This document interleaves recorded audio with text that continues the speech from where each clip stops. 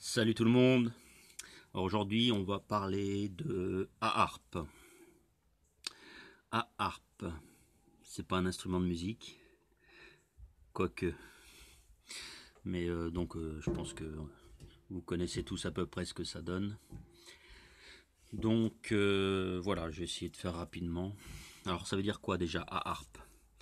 Ça veut dire High Atmosphere Auroral Research Program. Donc en gros, programme de recherche atmosphérique des aurores, un truc comme ça. Donc comment ça fonctionne en fait? C'est tout simplement des rayons électriques, d'ondes qui sont envoyés dans la ionosphère. Alors la ionosphère, c'est la couche la plus haute de notre atmosphère qui doit culminer à peu près 270 km d'altitude. Je pense que c'est ce qu'il y a juste en dessous le dôme, à mon avis. Donc voilà, on ionise la ionosphère. D'accord. Et alors, qu'est-ce qu'on appelle ioniser en fait? C'est simple, hein, ça veut dire la rende électrique, quoi, en gros. C'est ça, en gros. Alors, il y a plein de possibilités à HARP, hein, et puis de toute façon, tous les programmes de recherche américains et autres, de l'OTAN, on va dire, parce que au début c'était américain, mais maintenant c'est l'OTAN, tous les programmes de recherche de l'OTAN, comment dire, portent un nom qui n'a rien à voir avec, avec ce qu'ils font. Hein, vous avez bien vu, c'est soi-disant pour étudier les aurores de haute altitude, enfin de haute atmosphère. Il n'en est rien. Il n'en est rien. On verra tout à l'heure, il y a d'autres programmes également américains de contrôle. Je vous donnerai d'autres noms. Donc voilà, il faut que ça reste secret pour la simple et bonne raison qu'ils font des choses secrètes. Hein. Par exemple, on peut suivre un avion. On peut suivre un avion et puis le détruire. Et du fait que la ionosphère se désionise très rapidement, ça fait disparaître toute preuve en fait. Voilà, le fait qu'elle se désionise. Puisque HARP ionise la ionosphère, mais elle se désionise très très rapidement. Donc on fait comment dire, disparaître toute preuve de l'action de HARP. Assez rapidement en tout cas. Donc voilà, alors au début, ça a été créé dans les années 2000, peut-être avant, mais je dirais allez, en 2003-2005 par là, c'était une installation qui permettait de créer dans les 900 à 1000 kilowatts. Hein. Donc c'était déjà bien. En énergie, bien sûr. Après, je dirais vers 2005, 2006, 2007, on est passé direct à 3 mégas. Vous voyez, on passe de 1000 kilos à 3 mégas, donc on a considérablement multiplié la puissance du truc. Et puis dans les années 2008-2010, on est passé carrément à 20 mégas, de 3 à 20 mégas. Donc c'est un truc. S'il n'y avait pas une volonté derrière de l'utiliser, de faire des choses avec, on n'aurait pas peaufiné le système. On est bien d'accord. Donc voilà. Comment ça fonctionne A-harp? Alors il y a plusieurs réseaux d'A-harp. Je parlerai tout à l'heure du principal, celui que tout le monde connaît, hein, qui est en Alaska. Mais enfin, c'est pas le principal, c'est pas le plus gros, mais c'est celui-ci le plus connu. Comment ça fonctionne en gros? Donc voilà, vous avez votre petit avion, d'accord, voilà, qui va faire ces saloperies que vous connaissez tous. Les chemtrails, d'accord? Parce que les chemtrails travaillent en coopération avec AARP. Ça travaille aussi avec les laboratoires pharmaceutiques et les militaires et plein d'autres choses. Mais c'est surtout pour AARP, pour le contrôle du climat. Donc, les avions passent, paf, voilà, on fabrique donc des nuages. Voilà, des espèces de trucs comme ça. On a une installation primaire de AARP. Alors, qui dit installation primaire, c'est des ondes VLF ou ELF, vous chercherez ce que ça veut dire. J'ai pris des notes, donc c'est pour ça que moi je le ressors assez rapidement. Mais donc voilà, installation primaire, il peut y en avoir une autre ailleurs dans le monde, vous voyez. Et voilà. On va envoyer un rayon avec ces installations secondaires, j'ai dit primaire tout à l'heure, secondaire, vous voyez, on envoie un rayon, donc voilà. Et voilà, on peut envoyer celui-ci pareil. Et ça, donc ça va faire ce que vous avez tous déjà vu, les ondulations, vous voyez, les nuages qui se transforment, donc voilà. Donc ça fait un miroir en fait. Ça fait un miroir. Et après donc du coup on va utiliser les installations. Alors ça c'est par exemple mais justement comment ça s'appelle celle d'Alaska de Gakona, la plus connue. Elle va envoyer donc des ondes comment ça s'appelle déjà ces ondes? Je regarde mes notes, excusez-moi. HF, ouais, voilà. Donc des ondes HF, voilà. C'est secondaire, on est d'accord que et là donc je vous prouve que enfin je vous montre bien que celle d'Alaska de Gakona n'est que secondaire, d'accord. Gakona, voilà. Donc on fabrique ces nuages à partir des traînées d'avions, d'accord. Ça fait un miroir. Donc une autre station, voilà, pareil. Voilà. Et puis donc ça va permettre, une fois que ce miroir est fabriqué, d'utiliser une installation beaucoup plus importante, une installation primaire qui va envoyer des ondes VLF ou ELF, vous chercherez. Donc vous voyez, vraiment une installation beaucoup plus importante et beaucoup plus costaud, qui elle va donc envoyer ces ondes ELF, VLF, les ondes radio, les ondes toutes sortes d'ondes. Et puis va pouvoir aller cibler la cible qu'elle désire n'importe où sur la planète. Vous voyez, donc on a une première installation qui fabrique le nuage, voilà. Et donc voilà, comme par exemple celle de Gakona en Alaska, qui va fabriquer le nuage à partir des chemtrails. Et puis on va avoir une installation beaucoup plus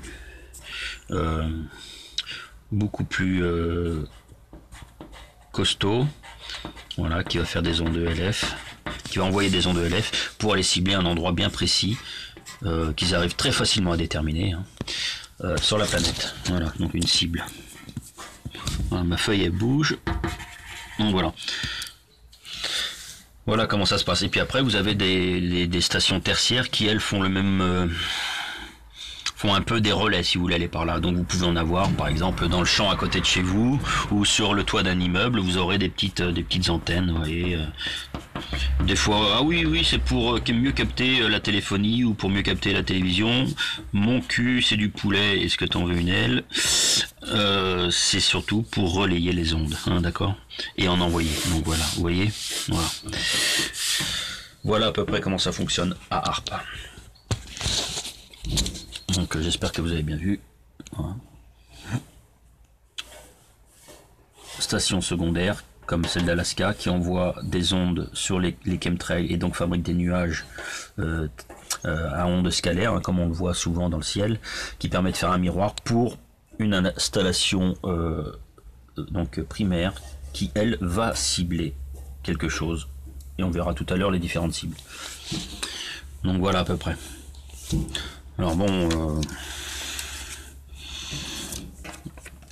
on se doute bien que c'est pas pour étudier les aurores boréales. Très peu de chance. Donc alors à Harpe, à Gakona, en Alaska. Se trouve, vous pourrez regarder sur Google si vous voulez, se trouve près de réserves, d'immenses réserves de gaz et de pétrole, qui appartiennent à une société écran qui s'appelle Arco. Vous pourrez chercher Arco, ça a peut-être changé depuis, hein. Mais ça appartenait encore en 2008, 2010 peut-être bien, à la société Écran Arco, qui détient les brevets de AARP. Je pense que maintenant ce n'est plus la seule société qui détient les brevets de AARP. Donc l'installation elle est reliée à l'un des plus puissants ordinateurs de la planète, évidemment. On ne fait pas les choses à moitié. Il faut que ça réfléchisse à la seconde près, hein, ce genre de truc, pour attaquer à la seconde près. Voilà. À sa création, en Alaska, Gakona avait à peu près 48 à 50 antennes qui faisaient 20 mètres de haut et qui faisaient quelque chose comme 1 mégawatt chacune. Voilà. L'objectif, déjà à l'époque, c'était de faire 360 antennes. 360 à 400 antennes. Qui feraient donc chacune 3 mégas. Donc à peu près 1 gigawatt d'énergie. Donc voilà. Je reprends mes petites notes, hein. Donc cette station-là, donc comme je vous l'ai montré sur le dessin de Gakona en Alaska, c'est uniquement pour faire des miroirs, hein, faire donc des nuages sur lesquels pourront se réfléchir les ondes des installations primaires. Bien entendu, toutes ces installations-là sont secrètes, très secrètes, et sont réparties sur toute la planète. La station de Gakona utilise à peu près 95 à 100 tonnes de diesel par jour. Je ne sais pas si vous vous rendez compte, 95 à 100 tonnes de diesel par jour. Et elle rejette 7 tonnes sur les 95, 7 tonnes de déchets. Donc là, on se pose une question.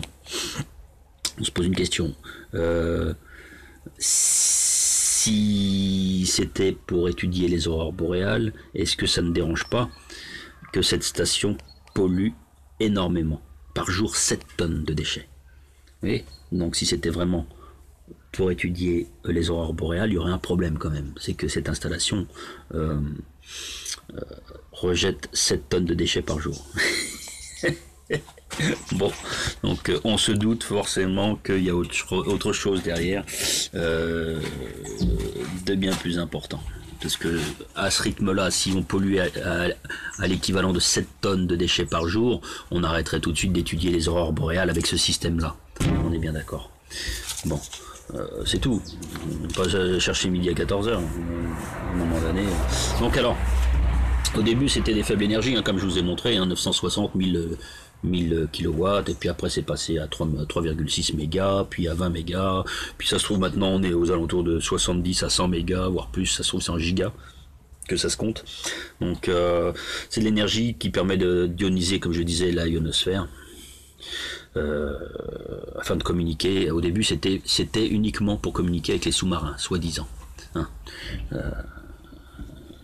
Ça c'est la version officieuse. La version officielle c'est l'étude des aurores boréales. J'espère que vous suivez bien. Mais la version officieuse au début c'était de communiquer donc avec les sous-marins dans le monde entier. Les sous-marins américains, parce qu'à la base c'était américain. Bon, maintenant c'est l'OTAN qui dirige ce truc-là. Il n'y a qu'à voir les programmes de chemtrails, c'est l'OTAN, c'est tous les pays. On a d'autres, donc je disais, il y a d'autres installations partout dans le monde, mais qui sont secrètes. Mais quand même, on en a qui sont connus, très connus. Diego Garcia, par exemple. Diego Garcia, donc c'est au sud-ouest de l'Inde. Vous vous rappelez de cette île, c'est là qu'aurait fini le MH370 de la Malaysia Airlines, qui aurait disparu, vous savez, en 2000, je sais plus, c'est 2013, 2014. Le MH370. Bon, vous vous rappelez, donc à Diego Garcia, il y a une autre installation HARP. Et il y en a une également à Pine Gap en Australie. En Australie, qui est très très connue. C'est une base militaire très très connue. Bon, ben... après, on se doute bien que c'était pas que pour communiquer avec les sous-marins. Il y a eu d'autres objectifs bien précis et ceux dont on parle finalement régulièrement sur Internet. Et donc, en voici quelques-uns, par exemple. On pouvait détruire en vol, on peut détruire en vol un avion, une fusée ou je ne sais trop quel, ou un missile d'un autre pays, d'une autre nation. Alors là, tout de suite, on se pose une question. Ah, mais alors, le vol... Il y a Mozart qui court. Le vol de... L'avion qui s'est écrasé au-dessus du CERN, vous vous rappelez? On se pose la question, est-ce qu'il n'a pas été détruit par HAARP? De même que les fusées SpaceX qui ont été détruites au décollage ou juste après le décollage, est-ce que ça n'est pas HAARP également? Oui, on a eu une petite coupure, enfin j'ai eu une petite coupure encore une fois, donc je disais qu'au tout début, HAARP servait essentiellement du fait des faibles énergies créées par l'installation, servait uniquement à communiquer avec les sous-marins un peu partout dans le monde, et après ça s'est transformé en genre viser des cibles mouvantes dans le ciel en plein vol, comme des avions, des fusées. C'est pour ça que j'ai dit qu'on pouvait se poser la question sur l'avion qui a été détruit, qui s'est soi-disant craché, mais il a été pulvérisé, hein, au-dessus du CERN, ou encore les fusées SpaceX qui ont été détruites au décollage ou un petit peu après le décollage. Donc ça, c'est maintenant une des possibilités. On peut également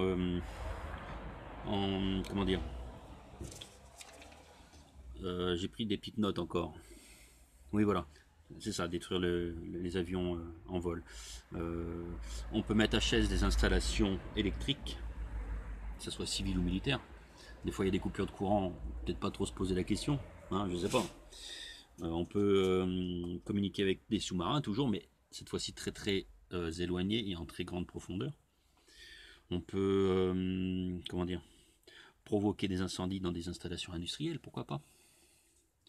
Créer des EMP, des attaques, des ondes à impulsion électromagnétique, d'accord. Ça fait autant de dégâts que du nucléaire, mais sans les aspects négatifs du nucléaire. Je ne sais pas si vous voyez le truc.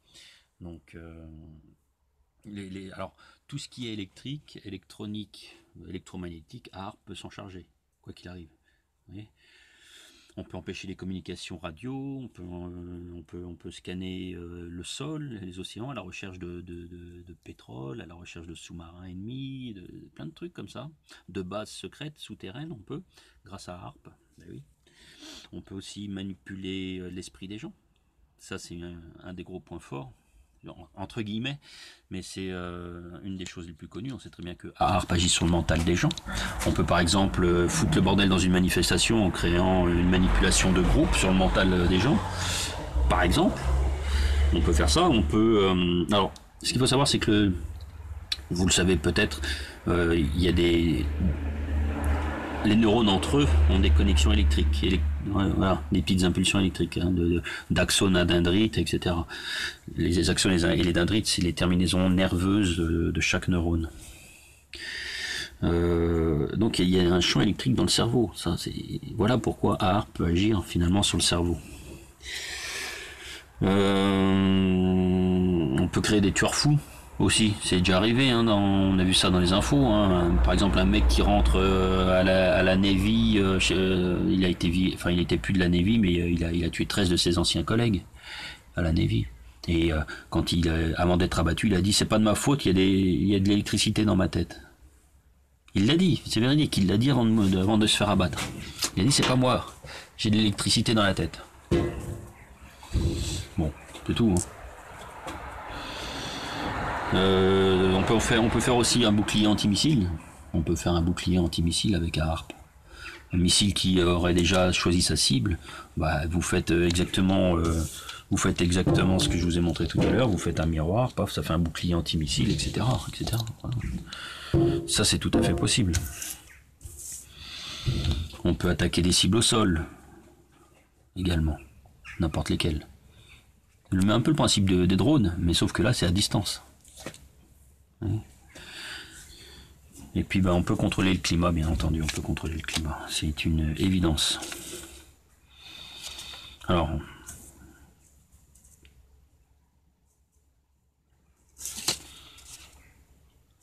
pas que je me perde dans mes petites notes. Donc oui, contrôler le climat, on l'a vu avec les ouragans, on sait très bien que c'est HAARP, même les plus grands scientifiques le disent, hein, que c'est HAARP, il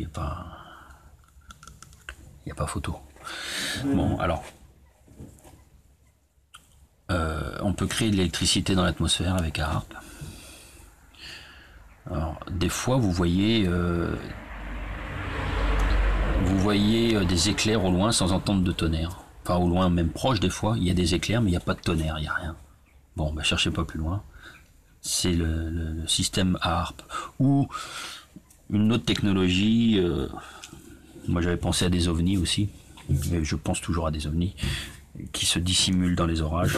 À savoir s'ils sont militaires ou pas, ça après j'en sais rien. Mais qui se dissimulent dans les nuages et qui font de l'électricité comme ça.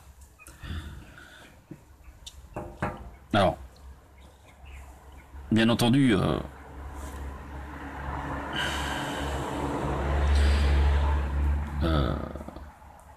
les objectifs de HAARP ne sont pas avoués, ils sont cachés. Ils sont cachés car non conformes à la convention ENMOD, ENMOD de 1977. Donc cette convention, elle interdit la modification de la biosphère, d'accord ? Donc biosphère, c'est pas que l'atmosphère, c'est tout ce qui est vivant, tout ce qui est finalement autour de nous. C'est ça, la sphère, biosphère. Il est interdit donc de la modifier à des fins hostiles. C'est ça que ça dit la convention ENMOD de 1977. Cependant, les Nations Unies ont retiré, ce qui est surprenant, c'est que les Nations Unies ont retiré de tous ces critères le contrôle climatique. Allez savoir pourquoi. C'est quand même un truc qui est censé étudier les aurores boréales, je le répète. D'accord ? Et qui est nié par tout le monde en ce moment. Mais bon, les Nations Unies ont retiré le critère manipulation climatique de la convention d'ENMOD. C'est 1977. Bon, c'est comme ça. Alors, comment ça marche maintenant le contrôle mental sur les gens avec HAARP, comment ça fonctionne? Ouais, on utilise les ondes ELF, je vous ai montré tout à l'heure, hein. Donc les installations primaires, hein, les principales. On utilise les ondes ELF pour manipuler le mental. Ce sont des ondes de basse fréquence. Des ondes de basse fréquence. C'est pour ça que des fois vous entendez souvent un bourdonnement sourd, ce sont des basses fréquences, on les entend. C'est HAARP qui essaye de farfouiner un petit peu dans votre esprit. Ou des fois vous avez même l'oreille qui siffle et tout, c'est également ça. Alors, ces ondes ELF sont capables d'interagir avec les ondes cérébrales en provoquant la synthèse de substances neurochimiques changeant les émotions. C'est ça en gros que ça veut dire. Avec des substances neurochimiques, ça peut modifier votre comportement. Enfin, en agissant sur les ondes ELF agissant sur les ondes cérébrales vont vont synthétiser des substances neurochimiques qui vont modifier votre comportement, créer de la peur, du stress. Il y a un beau fil de chemtrail là qui se balade. Bon, je sais pas si on peut le voir. Ah mince, trop tard, il est parti. Il est parti, c'est dommage. Bon. C'était une petite parenthèse. Il y avait un filament de chemtrail donc qui se baladait.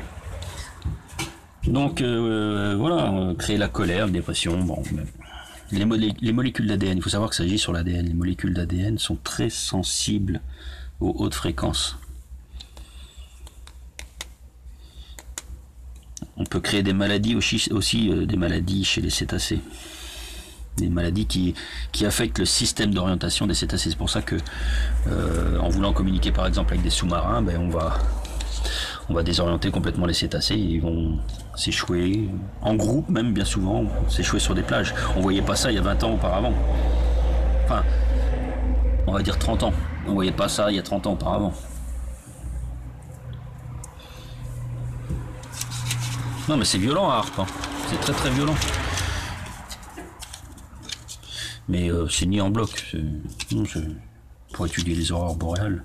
Déjà on se demande comment sont créées les aurores boréales. Moi je pense pas que ce soit les éruptions solaires qui créent les aurores boréales. Je vous en ai déjà parlé je crois il me semble.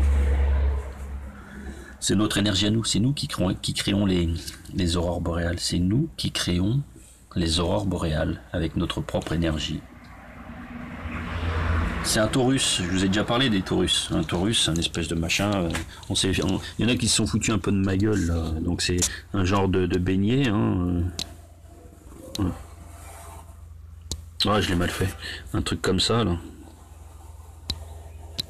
Voilà. Comme une cacahuète, oui. Sauf qu'elle est creuse, la cacahuète. Voilà. Donc, voilà, c'est ça en fait, un taurus. Et donc l'énergie rentre et ressort. Et ça fait un cycle. Elle rentre et ressort, vous voyez. Hop, elle rentre. Hop, voilà, ça fait un cycle. Comme ça. Et ben, l'être humain, c'est un taurus par exemple. Vous voyez. L'être humain, hop. Voilà. Hop, l'énergie rentre par les chakras, passe par tous les chakras. Et ressort. Et rentre et ressort. Voilà. Le corps humain est un taurus. D'accord. La planète Terre. Je la mets comme ça, mais en fait, vous savez moi ce que j'en pense. La planète Terre, elle serait plutôt un truc dans le genre, comme ça. D'accord. Et ben, hop, hop, voilà. Alors je sais pas si ça rentre par là, on s'en fout, hein, le principe est le même. Donc en fait c'est un échange d'énergie.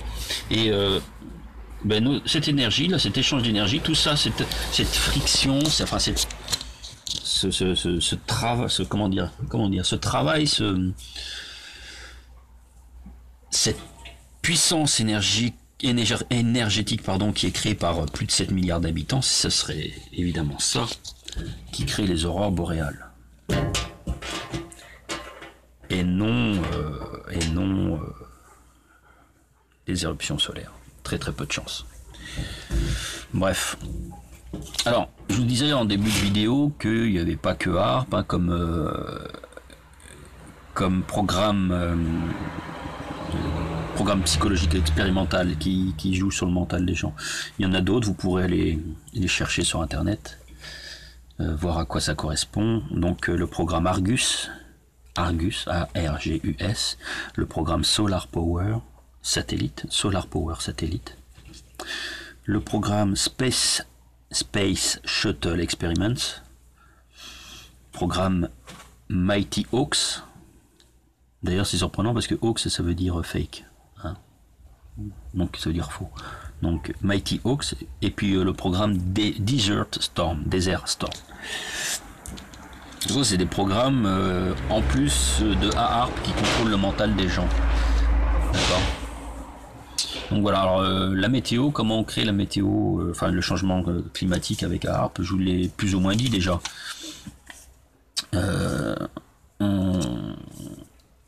On crée de l'électricité dans la haute atmosphère.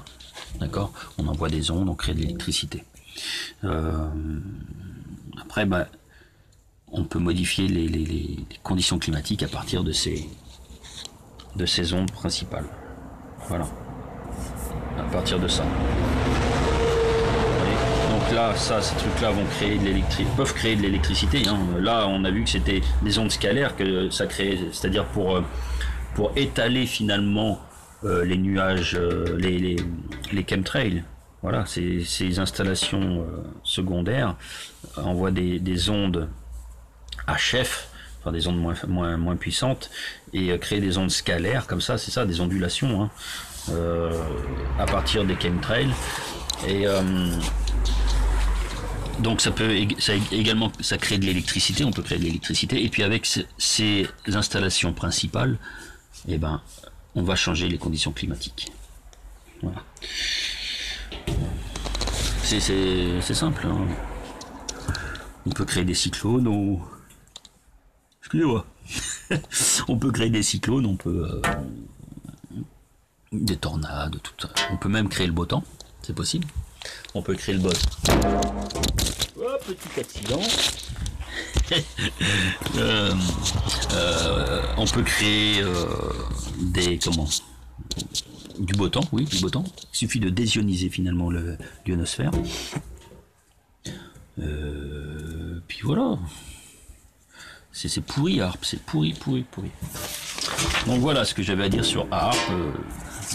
J'espère que vous comprenez un petit peu mieux comment ça fonctionne maintenant. Alors il y a un déni des médias évidemment pour ARP, évidemment. Il y a un déni des médias. Alors là, hier jeudi c'était flagrant sur M6, dans 20 minutes, peut-être même dans Ouest France. Enfin, un déni total de ARP. Pourquoi ils se donnent autant de mal à dénigrer ARP si vraiment ça gênait pas, si ça a étudié les aurores boréales? Ils en ont même pas, pratiquement pas parlé de ça. C'est assez surprenant. Les journalistes ne maîtrisent pas leur sujet.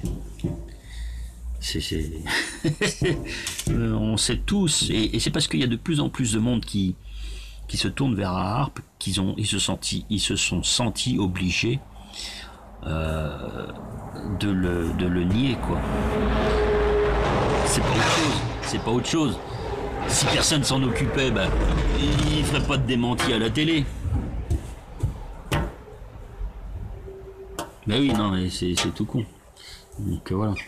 Alors, on ferme la partie ARP. J'avais 2-3 petits trucs rapides à dire. Les élus, on m'a demandé de parler des élus, mais j'en ai déjà parlé dans la vidéo précédente et dans les autres auparavant. Les élus, je dirais presque que le terme est mal choisi. Il n'y a pas de hiérarchie spirituelle, on est d'accord, mais il y a des personnes qui ont des capacités bien avant les autres et dont la mission est justement de révéler, de réveiller également et de partager justement ce qu'ils savent à d'autres personnes qui à leur tour vont donc du coup s'éveiller, devenir des élus et éveiller les autres à leur tour, etc. C'est tout un cycle. Donc c'est ça, les élus, il y a pas, c'est pas des élus c'est des élus de Dieu si on veut, parce que Dieu, on est tous Dieu, on est le divin. Mais c'est pas comme dans la Bible là où on nous pond les 144 000 élus, patati patata. Je vous ai déjà dit dans la vidéo que j'ai appelé 144 000 blablabla. Je vous ai déjà dit ce qu'il en était. Hein. Je pense que maintenant on est largement plus. Alors on peut être élu, on peut éveiller les gens dans toutes sortes de domaines, et par toutes sortes de moyens, d'outils à notre portée. Vous voyez, moi c'est par des vidéos, c'est par des ressentis, un instinct, des ressentis, une faculté accrue de pouvoir recouper les éléments entre eux. Depuis des années que je fais des recherches. Donc moi c'est par cet intermédiaire là, je fais des vidéos, j'ai des pages internet, Facebook et compagnie. Mais il y en a d'autres qui vont éveiller les gens dans la musique. Ils vont ouvrir l'esprit des gens dans la musique parce qu'ils seront plus réceptifs aux fréquences, aux ondes émises par la musique. Je fais aussi de la musique d'ailleurs, au passage, plutôt électro, moi, et techno. Petite parenthèse. Il y a d'autres qui vont éveiller les gens dans l'agriculture bio, par exemple, la vraie agriculture bio, pas le faux bio. Voilà, qui vont faire, comment on appelle ça là, oui, du jardin bio, quoi, qui vont éveiller les gens aussi dans la protection animale, par exemple. Il y a des gens qui vont utiliser le moyen de la protection animale pour commencer à éveiller les gens, ou la photo, ou le sport, ça peut être toutes sortes de choses. Dans le cinéma, il y a des gens, il y a des gens qui sont cachés dans le cinéma, des acteurs, qui se font discrets, mais qui sont très très éveillés et qui passent des messages sans que personne s'en rende compte. Voilà, on peut faire. Je prends l'exemple de Jim Carrey, je prends l'exemple de Michael Jackson, je prends l'exemple il y a plein de monde. Il y a beaucoup de satanistes pédophiles, ça c'est sûr. Il y a même presque de ça d'ailleurs, 95% facile. Mais il y a 5% de personnes qui sont plutôt de notre côté. Donc voilà les élus, en gros. Le jugement. Le jugement. Est-ce que c'est bien, est-ce que c'est pas bien? C'est un faux problème, je dirais. Alors, le fait qu'on vous dise ouais, c'est pas bien de juger les gens, c'est des basses vibrations, machin truc, ça va te jouer des tours, patati. Alors ça, voilà, c'est totalement faux. C'est de la menace, c'est de la peur, c'est du stress, tout ça, vous voyez. Quand quelqu'un vous dit, oui, c'est pas bien de juger les gens, ça va rabaisser tes fréquences, t'es dans l'ego, patati patata, bah déjà, ça vous fout mal en vous. Vous êtes mal dans votre peau quand vous lisez ou quand vous entendez ça. Donc voilà l'effet que ça a. C'est pas bon. Donc le jugement n'est pas interdit du tout, non. Vous avez le droit de juger, mais quand vous jugez quelqu'un, finalement, vous vous jugez vous-même. Eh oui, vous êtes tous interconnectés. L'effet miroir, on appelle ça l'effet miroir. Quand vous jugez quelqu'un, vous vous jugez vous-même. Donc finalement, c'est le reflet de vous-même, en quelque sorte. C'est un peu plus compliqué que ça. Mais voilà, le jugement n'est pas interdit. Alors maintenant, dans un autre côté, c'est sûr que le fait de juger quelqu'un n'est pas bon non plus. C'est pas interdit, mais c'est pas bon non plus. Vous allez juger quelqu'un, vous allez également donc le rabaisser dans ses fréquences. Vous allez dire à quelqu'un, c'est pas bien de juger, ça va rabaisser tes fréquences. Mais le fait de juger quelqu'un aussi, ça rabaisse dans les fréquences. Donc, moi je pense qu'il faut un équilibre entre les deux. Voilà, c'est tout. Un équilibre entre les deux. Jugement, pas jugement. Bon. Quand vous sentez qu'il y a vraiment une grosse part d'ombre chez la personne en face, vous pouvez porter un jugement à partir du moment où il est objectif, hein, qu'il n'est pas, comment dire, rabaissant. Je pense que c'est pas un problème. Alors, dernier point, non, c'est pas le dernier point, il y a autre chose que je vous... Oui, il y a autre chose. Le retrait de la mer, il y a j'ai publié trois documents, 3 vidéos qui montrent la disparition de l'océan carrément.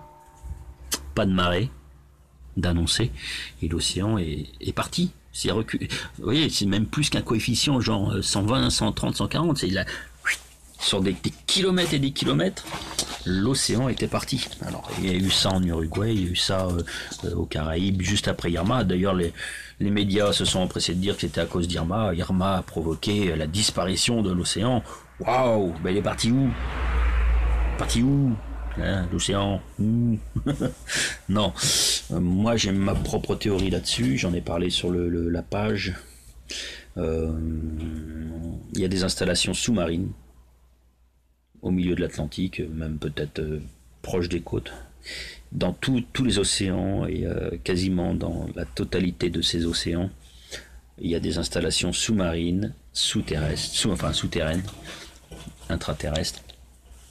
Je pense qu'il y a une technologie extrêmement avancée, hein, déjà pour faire ce genre d'installation il faut une technologie extrêmement avancée, mais qui permet d'aspirer l'eau dans le sous-sol, voilà, qui permet d'aspirer l'eau dans le sous-sol et de le rejeter. Ça se trouve, on pourrait même aller jusqu'à dire que les marées sont créées par ce genre de procédé. Je ne pense pas que la Lune joue sur les marées. Je ne pense pas que ce soit la Lune qui joue sur les marées. Moi je dirais que ces installations sous-marines créer les marées et que là ils sont en train de faire des essais pour un éventuel big tsunami, énorme raz-de-marée. Je pense qu'ils sont en train de faire des essais, voir comment ça fonctionne et tout, voir la réaction de la population quant à ces événements. Et donc voilà. Moi je pense que c'est ça. Alors, il y a déjà 3 vidéos, enfin 3 lieux différents. Donc je vais essayer, je suis pas convaincu que ça sera fructueux, mais je vais faire une triangulation de ces 3 lieux.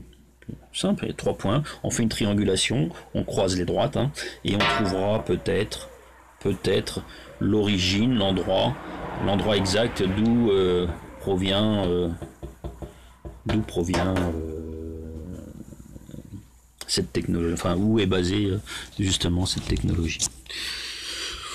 Je suis pas sûr que ça soit très parlant, mais si on ne l'essaie pas, si on ne le tente pas, ben on n'aura pas de réponse non plus, hein, quoi qu'il arrive.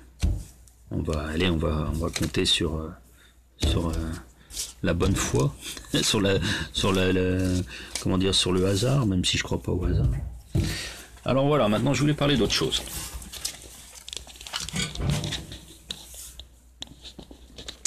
Les arcs-en-ciel. Les arcs-en-ciel. Vite fait, j'en parle vite fait. Les arcs-en-ciel.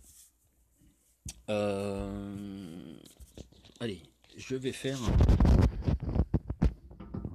gros soleil.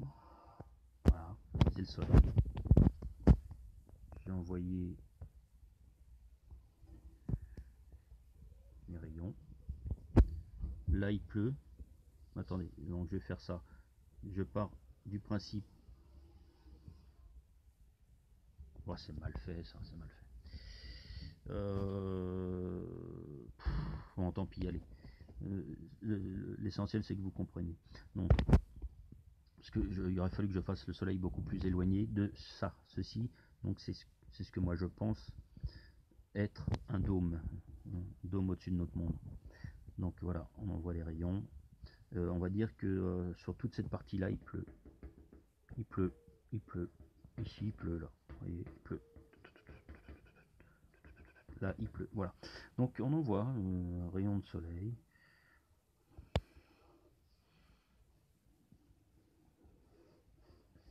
Voilà. Toc.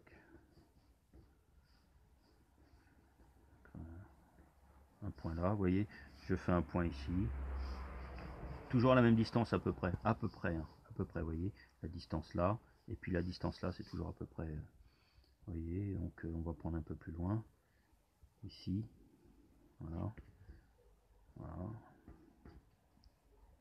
peu près. On sera à peu près là. Ici. Voilà. Voilà. Toujours sur la zone où il pleut, hein, vous voyez. Donc on va faire pleuvoir un peu plus même d'ailleurs. Voilà. Voilà.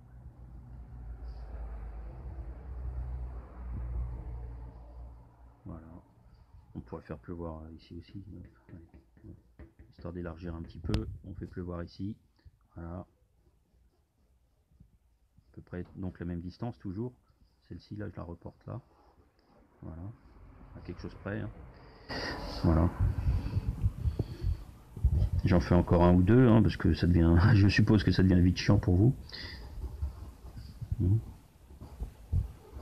Voilà.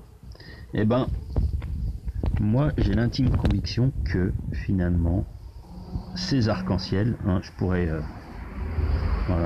aller beaucoup plus loin. Donc vous voyez.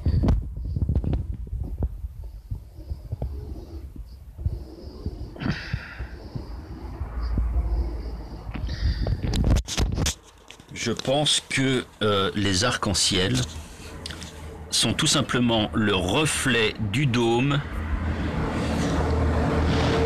grâce aux rayons du soleil à travers les gouttes de pluie. Les arcs-en-ciel sont le reflet du dôme à partir des rayons du soleil à travers la pluie. C'est pour ça que votre arc-en-ciel a un aspect rond, parce que le dôme a un aspect rond. Vous n'êtes jamais demandé pourquoi l'arc-en-ciel était rond et pas carré, cubique, triangulaire? Ben voilà, moi je vous donne la réponse. Votre arc-en-ciel, il est rond parce qu'il y a un dôme au-dessus de notre tête. Donc toute cette démarche que je viens de faire, c'était tout simplement pour vous... Enfin, un des éléments qui pourrait prouver qu'il y a un dôme au-dessus de notre tête. Voilà, tout simplement.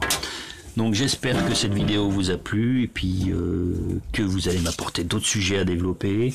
Et en espérant que je puisse bien entendu y répondre comme d'habitude. Donc à ARP, vous avez vu tous les éléments, modification du climat, cibler des objets en mouvement, en vol ou au sol, ou en profondeur, communiquer avec les sous-marins, ou rechercher des nappes de pétrole, travailler sur l'esprit des gens, et oui, faire des incendies, des pannes, tout un tas de trucs comme ça. Tout ce qui finalement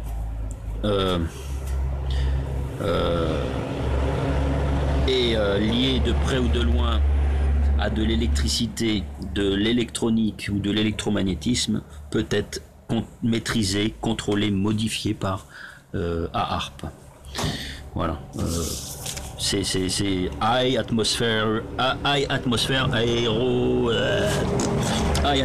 Auroral Research Programme de recherche des aurores en haute atmosphère. Et on crée la pluie, des ouragans, des cyclones, des tornades, on peut même créer des tremblements de terre, on peut faire un tas de trucs avec ARP, c'est extraordinaire ce qu'on peut faire, on peut rendre des gens fous, on peut créer des tueurs en série, on peut créer des guerres informatiques, on peut créer des guerres sans aucune preuve. Enfin, l'étendue est énorme, donc... des installations secondaires comme celle d'Alaska, Gakona, qui envoie des ondes HF, donc high fréquence, HF, high frequency, pour dilater, diffuser les chemtrails avec des ondes scalaires électromagnétiques, d'accord. Ça crée un miroir. Avec des installations cette fois-ci principales qui sont secrètes mais répandues partout sur la planète. On va envoyer des ondes VLF ou ELF qui vont pouvoir faire donc tout ce que je viens de vous citer, contrôle climatique, contrôle du mental, contrôle informatique, électronique, destruction de cibles, communication, etc. Parce que les aurores boréales, tiens ça tombe très bien, on le voit sur la même feuille, les aurores boréales ne sont pas créées par les rayons du soleil, je ne pense pas. Je peux me tromper, mais je ne pense pas que ça soit créé par les éruptions solaires, mais plutôt par tout ce qui est vivant sur ce monde, comme l'homme par exemple, qui accumule de l'énergie et qui en redonne, qui accumule de l'énergie, qui en redonne. D'ailleurs, j'avais parlé de ça déjà par rapport à la nourriture, qu'on n'était pas obligé de manger, et que si un jour des entités nous ont implanté le fait qu'il fallait manger dans notre esprit, nous ont implanté le fait qu'il fallait manger, c'était tout simplement pour justement qu'on crée de l'énergie pour ces entités elles-mêmes. Donc voilà. J'ai terminé. Si j'ai parlé, oui, donc de l'arc-en-ciel. Pourquoi l'arc-en-ciel a une forme arrondie? Parce que tout simplement c'est le reflet du dôme par les rayons du soleil à travers la pluie.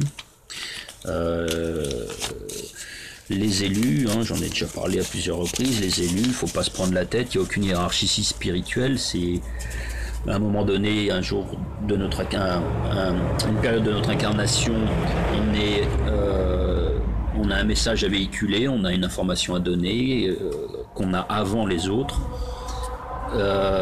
Ces personnes-là vont la capter et vont donc réguler leur niveau au nôtre, ou au moins presque au nôtre, et vont à leur tour donc en tant qu'élus, en tant qu'éveillés, bon, vont également retransmettre cette information à d'autres, qui vont transmettre à d'autres, qui vont transmettre à d'autres. C'est ça les élus. Voilà, il y a toutes sortes de médias, toutes sortes d'armes,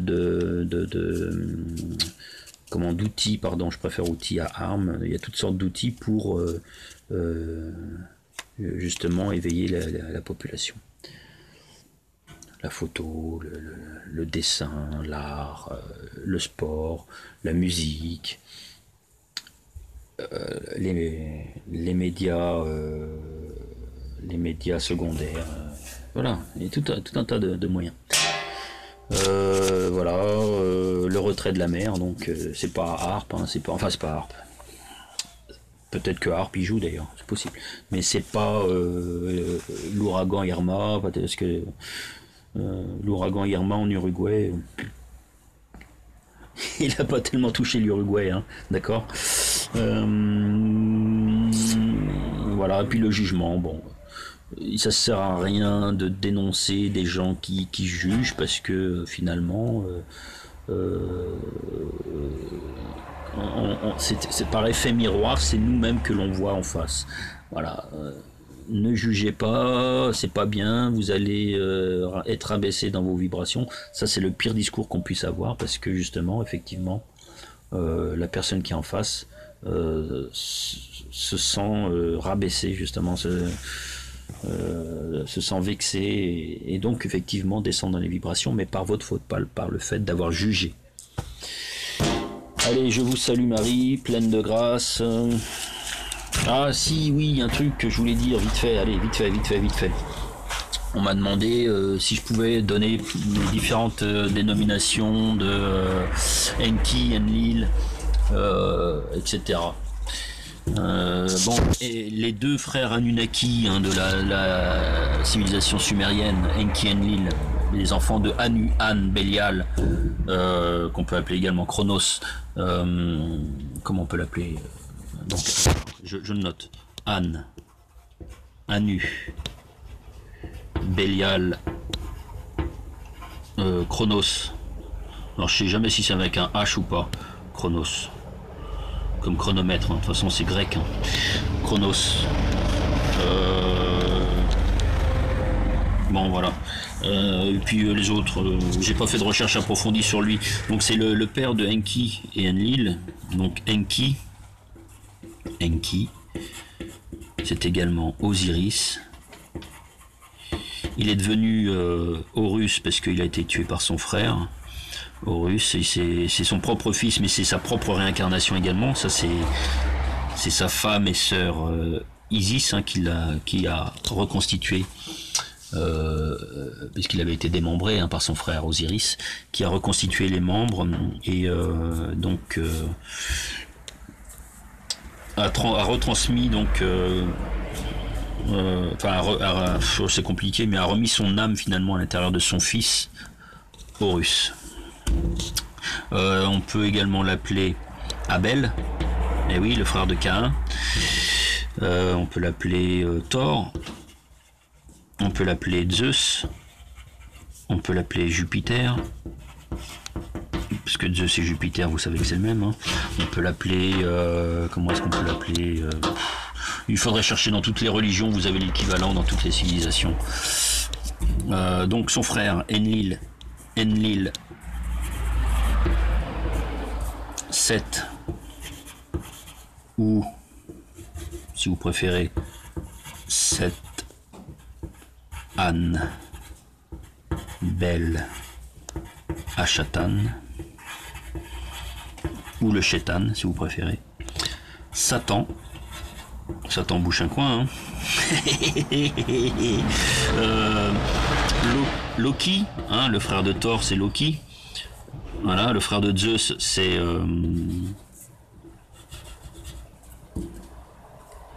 Hadès. Voilà, puis le frère de Jupiter, j'en sais rien, d'ailleurs je m'en fous royalement. Donc voilà, vous retrouvez dans toutes les civilisations, toutes les religions, l'équivalent du père et des deux fils ennemis, les deux frères ennemis, fils et frères ennemis. Vous voyez, donc Enki Enlil, Osiris Seth, Enki ennemi, enfin Enlil ennemi de Enki, il l'a anéanti, Seth a anéanti Osiris Horus. Satan, donc on se rend compte que Satan c'est le frère de... Oh ben j'ai oublié de le mettre, Lucifer. Eh oui, c'est Lucifer. Donc Enki c'est Lucifer, Enki Jupiter, Zeus c'est Lucifer, d'accord. Donc Satan c'est le frère de Lucifer, Loki c'est le frère de Thor, et toujours pareil, hein, c'est la baston entre les deux, hein. Hadès et Zeus c'est pareil, la baston entre les deux. Donc vous voyez, dans toutes les civilisations, toutes les religions, on a le même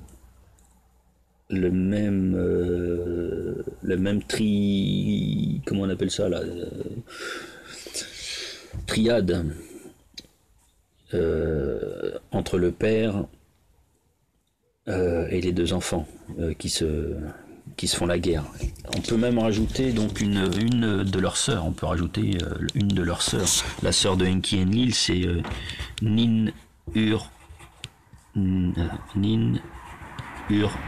Sag. Ninursag. D'accord. C'est la sœur de Enki Enlil. Ça deviendra également la femme de Enki.